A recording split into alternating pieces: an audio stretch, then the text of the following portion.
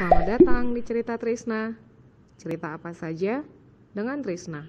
Pastikan kamu sudah subscribe, like, komen, dan share channel YouTube Cerita Trisna. Hai semuanya, saya buka masker dulu. Oke, ini maskernya karya dari Kak Ciko Pardede, Seka Craft dari Mandar, berlapis canvassing. Karena saya pakai lipstick jadi ada merah-merahnya, kelihatan nggak ya? Jadi terima kasih Kak Ciko sudah membuat kenyamananku semakin bertambah selama masa pandemi. Dan selamat datang kembali di acara Cerita Trisna, didatangkan langsung dari pemerintah pusat. Suaranya udah kedengaran ya. Langsung saja Bang Andi Marpaung. Oras Bang. Oras. Keren banget ini maskernya juga. Ini Itu ada arti khusus nggak sih di maskernya? Ini adalah masker kita untuk dengan logo Kemenpar Wonderful Indonesia. Logo Kementerian Pariwisata ya? Ya, logo itu ada Kementerian tulisannya ya? Ada Wonderful Indonesia. Ini jarak kita terjaga nih ya Bang, jadi bisa lah ya kita agak lepas dulu ya.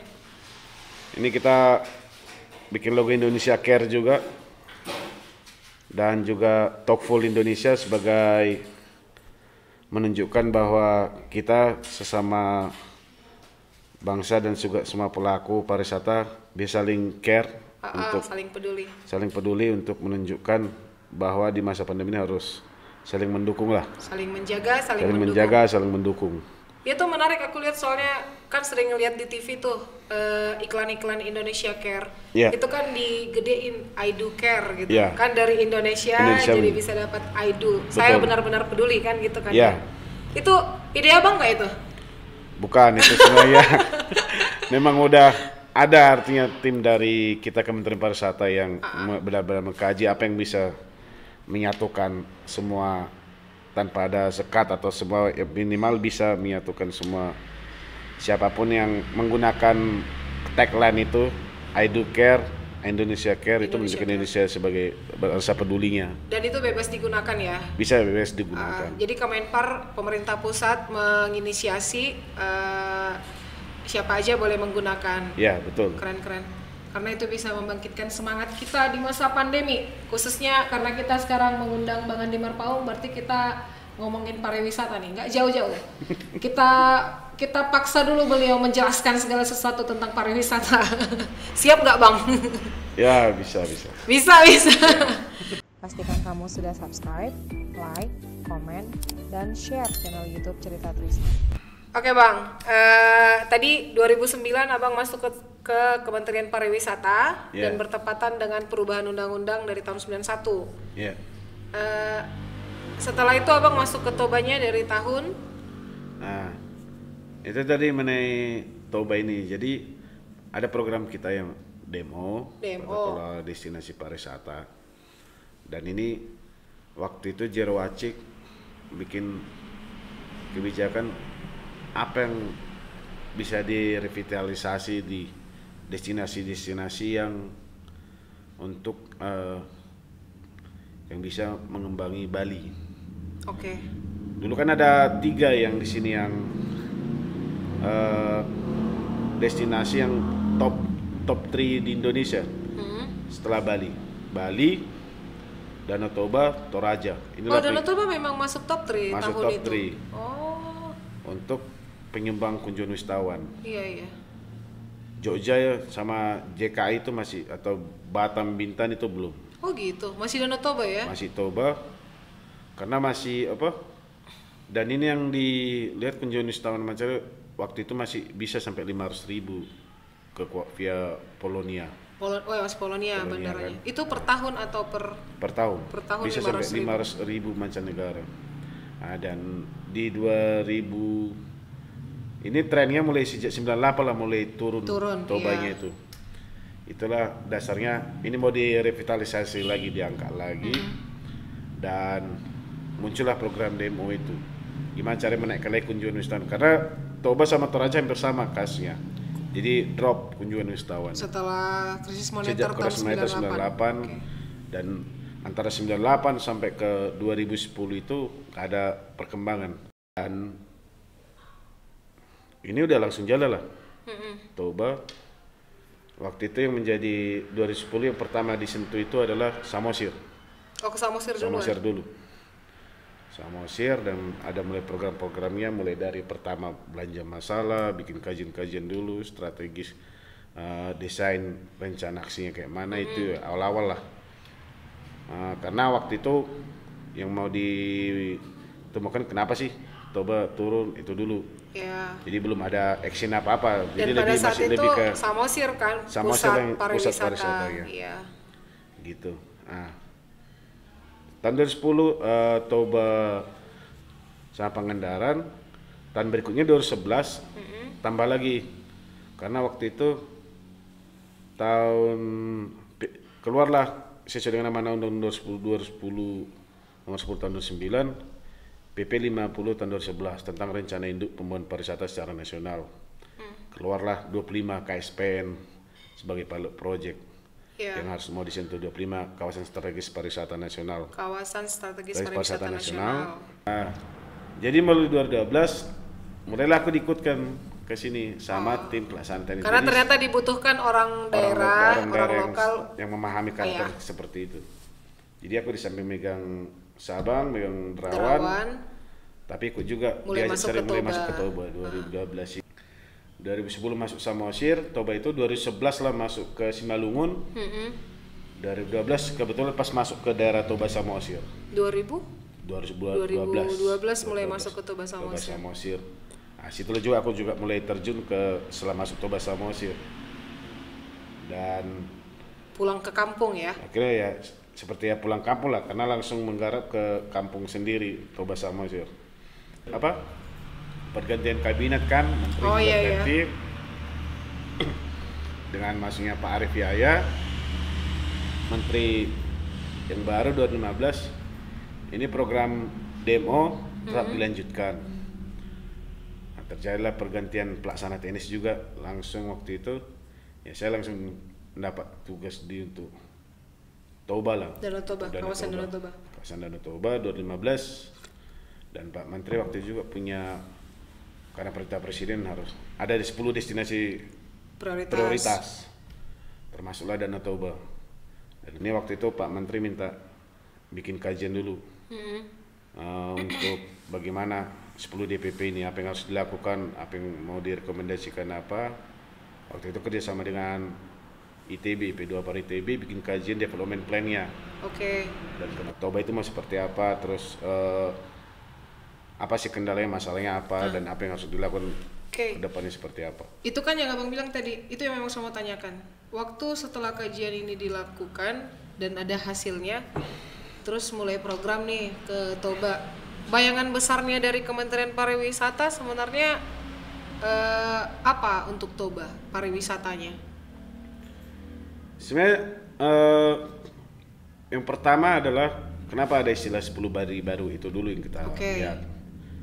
Karena orang taunya, orang mancanegara taunya Bali hanya Pulau Bali. Malah lebih Indonesia dikenal hanya sebatas Bali. Pulau Bali. Dan lebih kenal Bali daripada Indonesianya. Dan apa-apa pun orang ketemukan di Bali. Waktu itu Presiden pengen ada 10 Bali baru.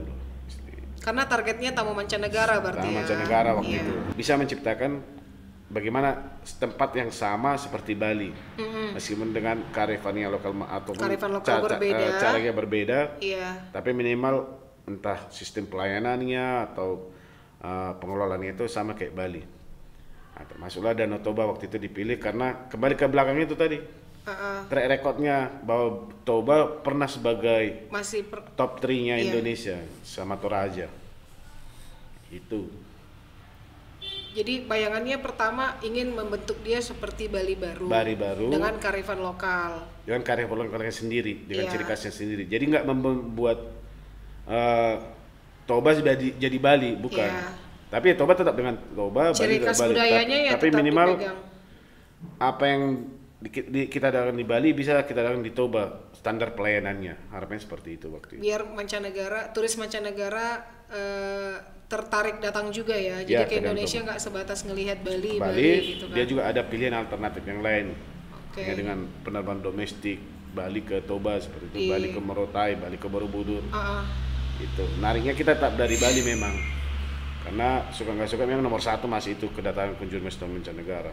Iyalah, kalau Bali kan memang udah terkenal banget. Jadi sebenarnya kalau bisa dibilang ada istilah ATM ya bang, Iya. amati tiru modifikasi. Modifikasi. Kurang lebih itu yang mau diterapkan dengan istilah Bali baru, Iya. iya kan? Modifikasinya ya sesuai kearifan lokal Iya. masyarakat Toba kalau yang di Toba gitu. Iya. Nah dalam perkembangannya yang abang lihat nih, kurang lebih berarti kan abang tadi 2015 kan sudah ditempatkan di Toba. Sekarang udah kurang lebih 5 tahun. Udah tahun. Iya. Progres dari yang abang kerjakan menurut abang nih dari sisi Kemenparnya, gimana bang perkembangan dari 2015 ke 2020 ini? Ya itulah sih. Jadi sejak dia ditetapkan sebagai destinasi prioritas, ini kan jor-joran ini. Mulai dari sisi infrastruktur fisik, Iya. terus belum lagi non fisiknya juga, dari sisi promosinya juga, pemasaran juga lebih besar porsi ke dana destinasi super prioritas, ke destinasi prioritas ini. Contoh lah misalnya kita bilang gini, Kementerian PUPR udah bikin rencana plannya 5 tahun, selama 5 tahun itu ada jalan tol. Dan ini berdasarkan kajian itu juga tadi yang saya bilang di awal, Yang tadi bahwa di kita awal ada banget. development plan itu. Apa yang bikin ke Toba agak susah kunjungan susah? Oh, di situ disebutkan aksesibilitasnya iya. masih buruk. Jarak dari Kuala Medan. Kuala Namu Udah Kuala Namu ya? ke Iya. udah tahun 2015 udah Kuala Namu ke Toba itu ditempuhnya 8 jam, 6 jam. Orang kalau wisatawan kalau udah di atas 2 jam itu pasti akan mikir mau ke menuju destinasi itu. Itulah, jadi direkomendasikan dari sisi akses yang pertama adalah harus ada jalan tol yang membuat nanti waktu tempuh lebih dekat ke Toba. Targetnya minimal sampai ke Perapat itu bisa 2 jam. Iya.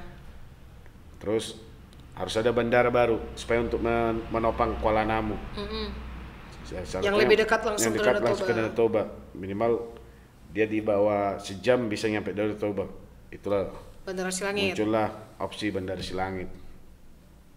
Terus itu dari belum lagi dari sisi akses yang lain, misalnya jalan lingkar Danau Toba, jalan lingkar luar, dan jalan lingkar Samosir. Iya. Muncullah semua. Karena berdasarkan development plan ini harus untuk memperbaiki aksesnya dulu. Terus dari sisi amenitas harus ditambah investor untuk apa hotel-hotelnya. Oh ya, satu lagi apa ini? Jadi development plan ini juga merekomendasikan bahwa Toba ditemukan ada 7 kabupaten, waktu itu masih 7 kabupaten yang di lingkaran kawasan Danau Toba. Dan ini masing-masing beda visinya. Yang Samosir kemana, terus Simalungun kemana, Toba Samosir kemana, waktu itu Toba Utara gimana, Umbas juga. Semua masing-masing bupati atau pimpinan dari itu mewakili visi apanya sendiri, misinya masing-masing sendiri ya. Akhirnya development plan ini menyebutkan bahwa di Toba itu harus ada single management, single destination, single management. Gimana tuh maksudnya bang? Jadi satu destinasi itu kalau supaya cepat dia berkembangnya harus dia ada satu manajemennya. Destinasi kawasan Danau Toba nih. Ya. Harus ada satu manajemen untuk ngurusin semuanya. Menyatukan dari 7 hal yang berbeda tadi. 7 hal yang berbeda ini. Oke. Tanpa harus mengambil wewenangannya. Iya. Nah, itu. Khusus untuk ngomongin pariwisata aja. Pariwisata gitu kan? aja untuk lebih mudah mengkoordinasikan. Karena nanti bisa biar sinkron. Jangan nanti Bupati Simalungun kemana, Bupati Dairi kemana, Bupati Tawi kemana. Itulah awalnya muncul Badan Otorita. Oh. Kirain udah selesai nih, kelar one destination, karena udah ada BODT, ada Badan gitu. Otorita. Berarti udah ke mereka nih semuanya gitu ya? Ya, awalnya seperti itu. Ternyata nggak semudah yang dibayangkan. Oh, di aplikasinya berbeda. Di aplikasinya nggak berbeda lagi, karena ternyata ya itulah sisi mata pariwisata ya. Saya ada sisi positif, ada sisi negatif. Artinya gini. Ketika ini Badan Otorita kan punya 2 fungsi nih. Dia fungsi otoritatif, dan fungsi koordinatif. Yang otoritatifnya ini sesuai dengan Perpres itu dia akan mempunyai otoritas di lahan yang 500 hektar di kawasannya yang dikasih kepada dia. Karena ini nanti sebenarnya otoritas sebenarnya hampir sama dengan nanti kayak model ITDC di Nusa Dua Bali. Yang membuat Nusa Dua Bali cepat tanpa harus melalui gubernur atau jadi gubernur nggak perlu mengurusi kawasan udah ada yang single manajemen itu. Jadi pokoknya pemerintah daerah tinggal menerima bersihnya. Harusnya begitu. Awalnya seperti itu. Jadi fungsi badan otorita ini adalah dia akan otoritatif di lahan otoritanya. Secara koordinatif dia kan cuman ke bupati-bupati sebagai koordinatif. Jadi nggak punya kewenangan untuk mengatur bupati atau mengatur pemerintah daerah. Supaya pemerintah daerah ya udah jalankan aja sesuai di kabupaten masing-masing, tapi untuk otoritas adalah badan otorita. Awalnya seperti itu cita-citanya. Agar lebih cepat berkembang yang lebih cepat yang di 5 hektar ini, dan harapannya juga di lahan 5 hektar ini juga muncul seperti yang di Nusa Dua Bali. Ada resort, ada mais. Karena salah satu cita-cita kita ini juga kita dorong kenapa ada Bali Baru, minimal ada tempat meeting di sini, mais, micet, meeting intensif, convention dan exhibition. Kemana Nusa Dua Bali kan bahwa di sana kenapa ada pertemuan internasional, G20 Summit, pertemuan tingkat menteri antar negara. Karena dia bisa menyediakan kapasitas yang mau 10.000 ada, mau kapasitas 5.000 ada. Ada yang kapasitas apa, dan karena kita tahu kalau udah meeting internasional itu efeknya banyak juga. Jadi kalau misalnya datang pesertanya 1.000 orang, ini belum tentu cuma 1.000 yang datang, pasti dia akan bawa keluarganya, terus bawa anak-anaknya untuk yang mau liburan, stafnya juga stafnya. Nah, kepala negara juga seperti itu. Kalau dia udah datang kepala negara, dia pasti bawa menteri, bawa pengusahanya, pasti bawa ajunannya, tentaranya juga dibawa juga. Kekuatan Bali itu ya salah satunya itu. Dan pertemuan itu internasional banyak di sana. Karena dia yang bisa menyediakan tempat seperti itu. Semua ready. Dengan suasana yang menyenangkan untuk wisata juga. Oke, udah makin spesifik nih kita Bang. Boleh minum dulu biar lebih semangat menceritakan. Pastikan kamu sudah subscribe, like, komen, dan share channel YouTube Cerita Trisna. Di periode kedua ini di 2020-2024 juga kan Toba malah naik lagi levelnya, akan menjadi destinasi super prioritas. Itu setelah yang kedua itu ya? Yang kedua destinasi super prioritas dari 5. Bisa Abang jelaskan mungkin sedikit kalau waktu dibilang naik tingkat jadi super prioritas kawasan Danau Toba dari sisi pariwisatanya. Apa maksudnya di super prioritas ini? Harus powernya harus lebih kencang lagi. Super prioritas ini dalam hal pembenahannya dan juga dukungan anggarannya juga. Anggaran dari pemerintah pusat lebih besar lagi, lebih besar dari super prioritas ini.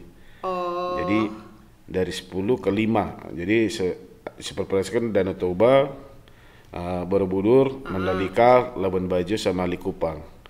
Tadi kan ada 5 kawasan super prioritas nih Abang bilang, Abang sebut barusan. Kalau bisa nggak kita membandingkan nih progres dari antar Toba, Labuan Bajo, Mandalika, 5 ini Toba dibandingkan dengan 4 yang lain gitu. Menurut dari kacamatanya pemerintah pusat nih melalui Kemenparekraf ya. Progresnya Toba ini bagaimana dibanding yang 4 lagi? Kalau kita melihat secara fakta di lapangan ya, memang sih nggak bisa kita perbandingkan dengan luasan wilayah sama destinasi yang digarap. Artinya itu membedakan juga dengan destinasi lainnya. Artinya Toba dari satu sisi kita bisa bilang lambat perkembangannya karena mungkin Toba sekarang saat ini di 8 kabupaten. 8 kabupaten tapi ngomongin satu pariwisata. Dan ternyata harapan kita 5 tahun sebelumnya ini para kepala daerah udah punya visi yang sama, ternyata di tahun kedua malah masih belum ketemu masalah. Jadi ya bisa dibilang begitu. Artinya pusat udah serius nih. Dan kan waktu 2019 ke 2020 kan juga udah jor-joran itu. Oh, sempat berita itu headline itu ya. Angkanya kan headline kan Toba kan dapat 4,7 triliun lah istilahnya, tapi ini nggak bisa tersalurkan, artinya karena terutama masalah lahan dan juga keperhatian dari pemerintah daerah untuk mendukung. Karena gini, pusat hanya bisa membangun, tapi bisa lahan, bagaimana untuk menatanya itu diserahkan kepada pemerintah daerah. Masih optimis? Ya saya sih masih optimis lah. Harus dong Bang. Karena kalau misalnya saya nggak optimis ya gimana lagi ya. Iya makanya harus dong. Saya tolong jangan menyerah. Iya masih optimis lah. Dan itu saat ini udah berulang kali saya challenge. Setiap ada pertemuan dan setiap apa saya akan bilang gitu. Kesempatan kita hanya sampai 2024. Ya ini kesempatan yang udah sekali. Di luar setelah itu ya saya kan pasti akan prioritas ke yang lain. Masih Toba nggak ditinggalkan, tapi akan ada lagi proses lain. Ini udah menjelang 10 tahun berarti. Ini udah 10 tahun kan, artinya waktu yang diberikan udah cukup. Udah panjang sebenarnya. Ya. Kayak itu saya bilang berkali ya harus ada sinergi. Ini jangan lagi malah saling bersaing. Yang orang Toba sama orang Humbahas sama itu udah harus saling komunikasi lah. Jadi saya bisa pakai misalnya di Toba 2 hari, 1 hari di Humbahas. Tapi gimana caranya? Ketemu orang HPI-nya sana, orang sini. Yuk teman-teman kita kolaborasi. Nah setelah pandemi nih Bang, aku sering lihat ada informasi CHSE ya dari Kemenpar. Mungkin bisa sharing Bang, CHSE ini apa? CHSE itu adalah program kita untuk cleanliness, healthy, safety, and environment sustainable. Jadi itu kita masalah kebersihan, terus keamanan, safety, terus kesehatan, healthy, sama environment sustainable. Jadi berkelanjutan, lingkungan yang berkelanjutan. Artinya apa gini? Masalah kebersihan sekarang wisatawan sangat concern masalah kebersihan. Apalagi karena dengan masa situasi pandemi ini, virus. Kayak itu misalnya kenapa misalnya harus ada hand sanitizer, cuci tangan, terus pakai masker, ya itu bagian dari kebersihan. Termasuk juga misalnya tempat lokasi usaha kita, meja-meja harus sering disinfektan. Itu masalah kebersihan. Dan itu menjadi jaminan kepada wisatawan yang mau datang ke sana, kalau tempat itu menunjukkan protokol kesehatan, dia akan yakin untuk masuk. Kalau dilihat di depan nggak disinfektan, dia akan keluar, cari yang lain yang melakukan protokol. Itu satu. Yang kedua masalah safety. Ya gimana caranya kita melakukan protokol kesehatan itu mengamankan kita sebagai pelaku usaha, sebagai pemilik usaha, sebagai tenaga kerja karyawan kita juga kepada tamu yang datang yang entah dari mana. Itu dari sisi safety-nya supaya ini aman, tamunya juga aman pulang dari tempat kita. Dan yang berikutnya adalah masalah kesehatan. Itu tadi saya ya rutin istilahnya dengan misalnya kita udah melakukan kebersihan dengan menerapkan keamanan ini, di satu sisi kita sehat, tenaga kerja karyawan kita juga sehat dengan menggunakan masker, terjaga dengan tamu yang datang. Tetap nggak menghalangi proses ekonomi kita lakukan. Termasuk juga nanti sustainable environment ini berkelanjutan, dan ini diharapkan berkelanjut terus sampai kembali normal, dan kalau bisa seperti itulah keadaannya. Tetap dilanjutkan juga nggak masalah. Dan CHS ini yang kita dorong supaya diterapkan di semua lini, baik di usaha maupun di lingkungan masing-masing maupun sampai ke desa wisata. Dan kita dalam mendukung ini juga melakukan sertifikasi CHSE. Artinya apa?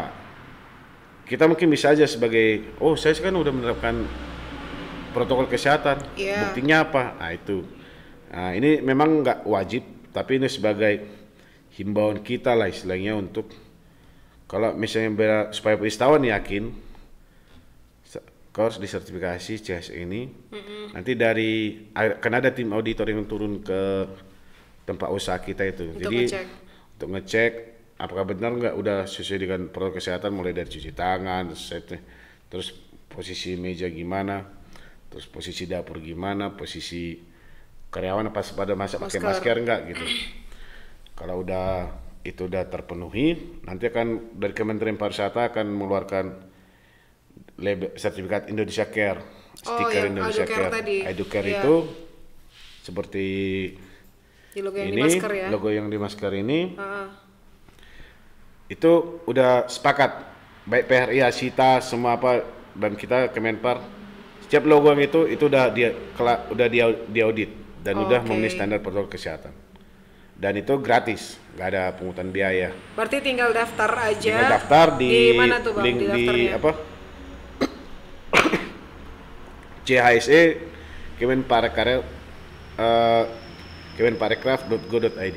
Oke. Teman-teman, kita perlu sertifikasi yang disampaikan Iya. oleh Bang Jadi Andi mengajuin Bartong kita tadi. mengisi Iya. apa nanti pendaftaran untuk disertifikasi CHSE. Jadi saya udah coba daftar juga, yang dibutuhkan itu hanya nama pemilik usaha, Ya. nama lokasi usaha, Kalau ada kemudian izin, tanda surat daftar usaha, izin, tanda daftar usaha sama NIB ya, Ya. nomor induk berusaha pariwisata. Iya. Lebih itu doang. Selebihnya kita tinggal kayak ngisi form checklist Iya. gitu-gitu kan. Setelah itu nanti datang Nanti auditor Ah, ah. dari Sukovindo. Dari Skovindo ya. Nah, dari Medan juga udah ada beberapa auditor yang dilatih biar Iya. sebagai auditor, nanti mereka ada turun ke lokasi dari sisi faktor jarak biar lebih dekat. Dan mereka cenderung ini sih Bang, kalau saya bilang apa ya, kayak jemput bola. Iya. Karena saya juga diingatin gitu, didatangin sama mereka untuk ayo selesaikan daftarnya gitu. Jadi Iya. teman-teman kita di Toba kayaknya perlu kita dukung biar pariwisata di Toba cepat naik nih setelah pandemi. Sekarang masih pandemi sih ya. Kita Iya. penyesuaian selama pandemi. Daftarlah langsung CHSE Kemenparekraf. kemenparekraf.go.id. Iya. Langsung, itu gampang banget kok daftarnya. Oke Bang, ada nggak harapan khusus Abang untuk yang mau disampaikan nih ke teman-teman, ke kami tentang pariwisata di Toba? Ya seperti saya bilang tadi, artinya ini bukan saatnya lagi kita saling berkompetisi atau saling merasa bersaing. Tapi sinilah waktunya kita saling kolaborasi, Ya, baik antara pelaku usaha dengan pemerintah daerah juga seperti itu.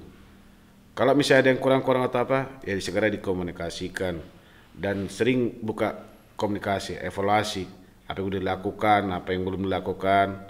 Itu sebagai selain bermanfaat pada diri sendiri juga bermanfaat pada usaha kita, bermanfaat juga sama lingkungan kita. yep. Saya rasa itu. Jadi dengan adanya kalau ada sinergi, ini menguntungkan kepada usaha kita. Satu sisi juga kalau misalnya ada masalah bisa cepat diselesaikan tanpa harus saling sikut-sikutan dulu. Ya, mari bergandengan Mari tangan, bergandengan tangan lah, gitu ya.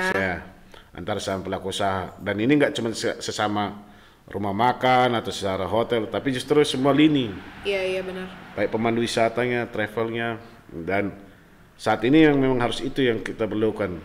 Ya kembali ke moto kita kepada Indonesia Care. Indonesia Care, I do care. Jadi kita peduli sama sesama teman kita juga peduli sama diri sendiri. Yep. Kalau misalnya usaha kita lancar, usaha teman kita lancar, ini akan semakin kuat. Itu. Makin cepatlah kita berkembang Cepatlah ya. berkembang dan yang merasakan manfaat juga kita sendiri. Ini saya mewakili nih Bang, kayaknya banyak yang setuju sama saya. Kemenparekraf tetaplah semangat mendukung kami di Toba. Gitu. Ya itu pasti, tetap semangat kita. Siap. Tinggal waktunya ini harus kita genjot lagi. Jangka waktunya kurang lebih 3 tahun lah ya. Ya. Kan ini udah akhir tahun 2020, berarti Betul. 2 bulan lagi 2021. 22, Dan batas waktu kurang lebih sampai 2024. 3 tahun teman-teman, mari kita bekerja keras Iya, agar nggak sia-sia semua perjuangan 10 tahun terakhir ya. betul. Siap. Mau latih godang Bang, sudah Sama-sama. mau bercerita di sini, kita mungkin sudah jadi lebih, harusnya ya, dari pembicaraan ini udah jadi lebih paham bayangan pemerintah pusat tentang pariwisata di Toba kayak apa, kenapa ada istilah Bali baru, kemudian sampai tentang tadi CHSE juga. Iya. Dengan kondisi sekarang, mudah-mudahan semua programnya semakin lancar. Amin. Dari kami juga sebagai pelaku usaha dan masyarakat lebih open minded, Ya. menerima semua bantuan, arahan, ya bimbingan.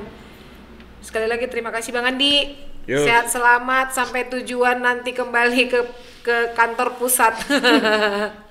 Pastikan kamu sudah subscribe, like, komen, dan share channel YouTube Cerita Trisna. Bagaimana kelanjutannya ya? Pasti penasaran kan? Tetap ikuti Cerita Trisna di bagian selanjutnya.